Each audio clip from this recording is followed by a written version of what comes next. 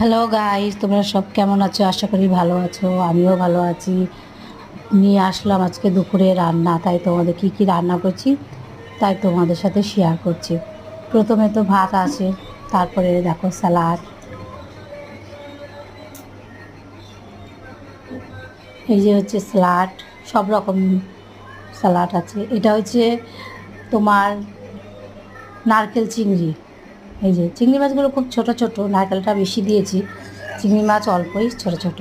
আর রয়েছে ট্যাংরা মাছ, আলু, বড়ি, ধনে পাতা দিয়ে ঝোল ঝোল ঝোল করেছি, মানে ঝোল মানে ঝালঝালি করেছি, মাখা মাখা করেছি। দেখো কি সুন্দর হয়েছে কালারটা, খেতেও খুব স্বাদ হয়েছে। এই যে তারপরে বেগুন ভাজা করেছি, আর একটু আলুর চচ্চড়ি ছিল, তাই তোমাদের সাথে শেয়ার করলাম। কেমন হয়েছে তোমরা কমেন্ট করে বলবে।